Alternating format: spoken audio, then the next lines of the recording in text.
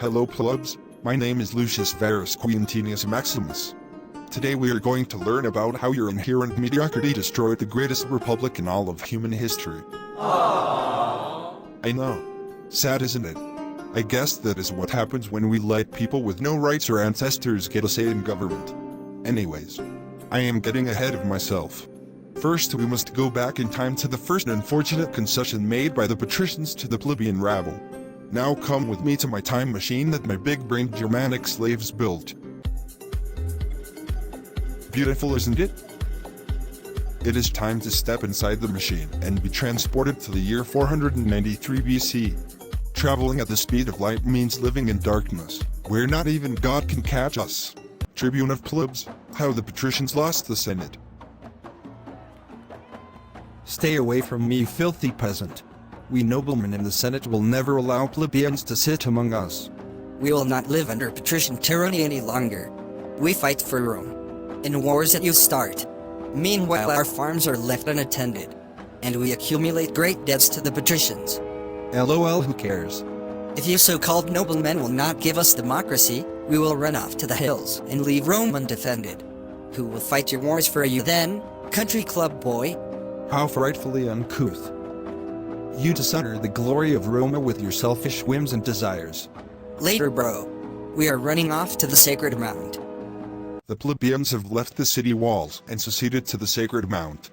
The patricians quickly met on the Senate floor to address the unrest among the plebeians, and proposed solutions to restore order and civility among the classes in the Republic. Fellow noblemen, the filthy commoners have really done it this time. They have no gratitude for our kind and generous leadership. We all know we are the only reason the plebs have any meaning in their lives. Yet this is how they treat us. This is how they return our grace. So true, Consul. While we sit here as civil men in discussion, the plebeians are gathering up on the Sacred Mount. Secession is what they claim they are doing. But let's be real. They are probably flinging their own shit while dancing around the fire. Meanwhile,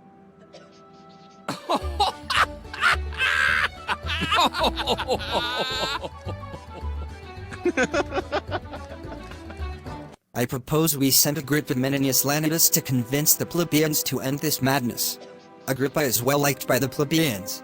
He will be able to negotiate a peace with them. I have it planned. We will send Agrippa to the plebeians to negotiate a peace. That's what I just said. All those in favor of my epic plan? HM? Okay, let's do this. Epic gamer moment. Agrippa was sent to speak to the plebeians. They received him well, and were willing to negotiate.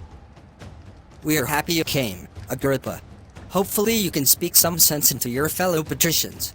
You monkeys have taken it too far this time. You know well that I am a friend to the plebeians, and an advocate of the rights of the people. But the order of the Republic rests on every man knowing his proper place. Please spare me your aristocratic lecture. We are equal in the eyes of Jupiter. We deserve democracy and representation of the plebeians in the Senate. Equal in the eyes of Jupiter? I suppose the next thing you will say is that there should be a place in the Senate for the women. Gods no. You must think me to be mad. If you just give the plebeians one spot in the Senate, we will be pleased. That way we do not disrupt the right of rule by the patricians, but we still have a way we can veto any legislation unfavorable to us.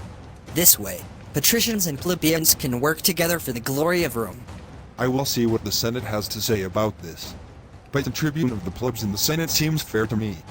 But listen to my words, and let my words be a lesson to you and the plebeians.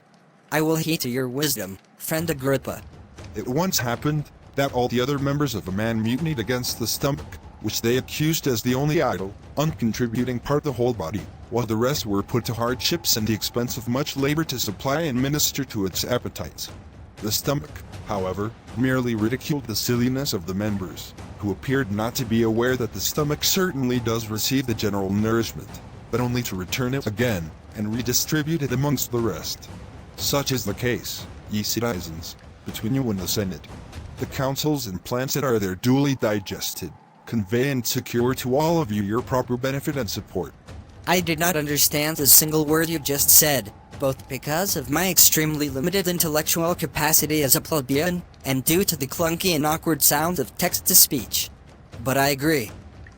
Very well. Let us go in peace, to love and serve the gods. Denouement. Well done. That was the beginning of the end for competent patrician rule in Rome. As we know, plebeian greed knows no bounds.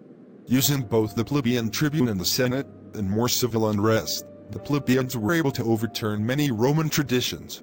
They eventually legalized marriage into patrician households. That way they could more easily rise in social ranks. Pretty soon there were more opportunities for plebeians than patricians in Roman government. Let us not forget the zenith of plebeian absurdity. Mark Antony in Egypt.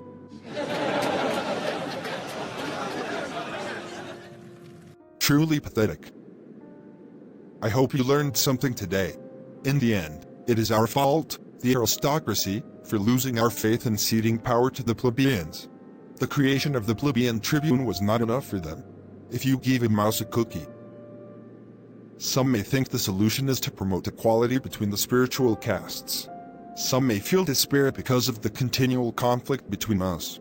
I say that we must recognize the part each of us has to play. A part in the eternal drama of this world. A world where struggle forces each of us to appreciate what we have. To say no to this struggle is to say no to existence. Now be gone, peasants. Until the day the Titans overthrow the gods and make slaves of all of us. Patrician and plebeian alike.